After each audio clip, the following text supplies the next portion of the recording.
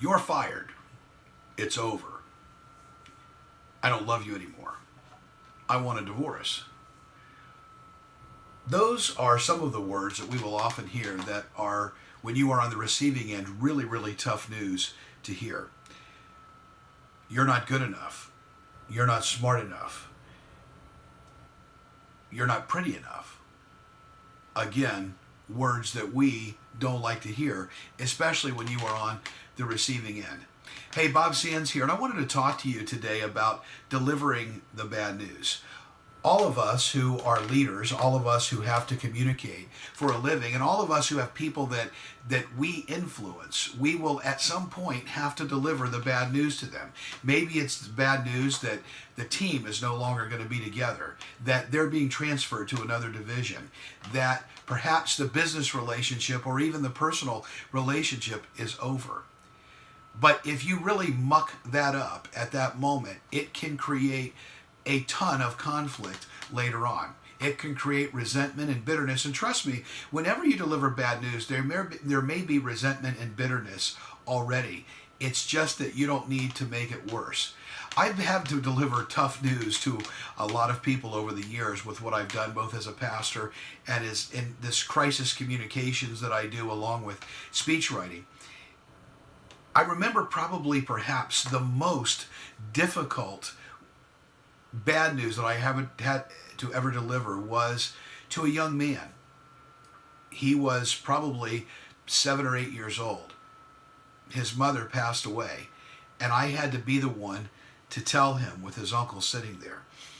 When I tell you that was probably one of the toughest moments of ministry, the toughest moments of what I was doing at that time, and really when I think about as far as tough news being delivered, that's probably in the top tier 5 over my life. I hope you never have to deliver news like that. But still, you will be called upon to deliver bad news. And the problem is often how we do it. You know, tough news is, well, it's tough. It's tough. And so what happens is we kind of fall back into this place where it's natural for us to avoid doing it in the most personal way. You think about the tough news, the tough conversations that you have to have with people, how much you will avoid it. You'll rearrange the sock drawer, you will go clean out another drawer, you'll go wash your car, you'll play on Facebook, but the last thing you want to do is talk to somebody else and have a tough conversation.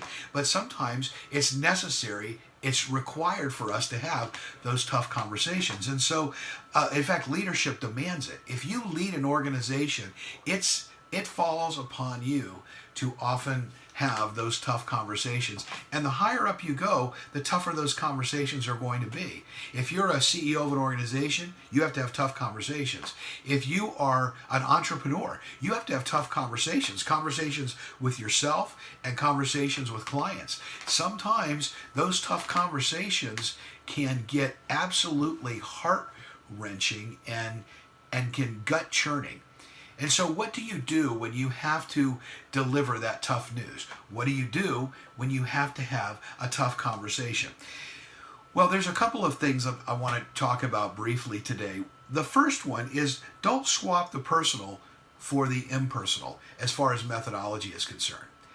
You know, efficiency says if I have to communicate some news, that the quicker way to do it is going to be best. In other words, why would I have a personal conversation when I can talk on the phone? Why would I talk on the phone when I can send an email? That is good for efficiency. It's good when you are trying to just get normal information out. But when you have to have a tough conversation, you've got to turn that and flip that funnel. Because why would you want to have a tough conversation in email or text messaging? How many times has that been messed up? Why would you want to tell somebody it's over, it's done, our relationship, whether business or personal, is finished in a text message or in an email? The only reason why is because you're trying to avoid talking to them in person.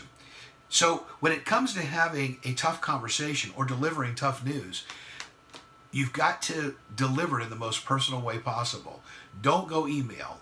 Don't go phone call. If you can, make sure that you deliver the news face-to-face in person so that you can see them. They can see your body language and you can see theirs.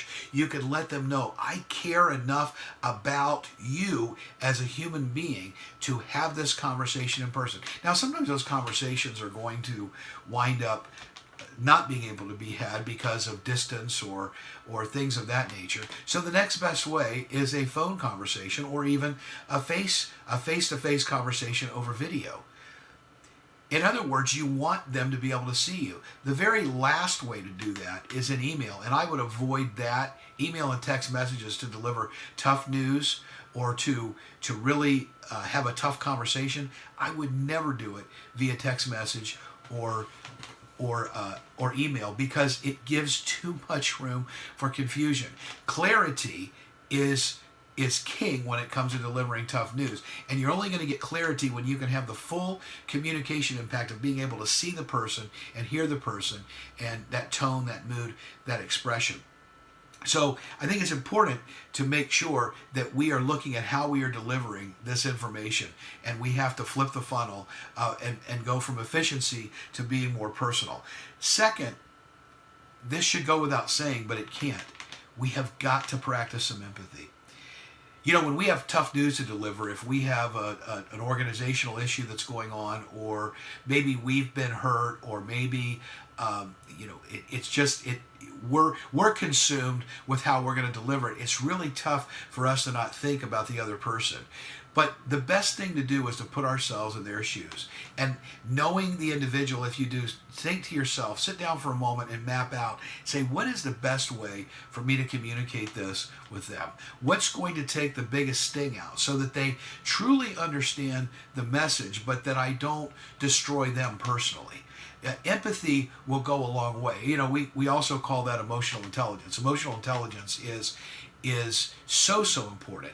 And it especially is important being self-aware and having the social skills to look at the other person and make sure that they are understanding and that you are being understanding when you are talking to them. So empathy is also of vital importance.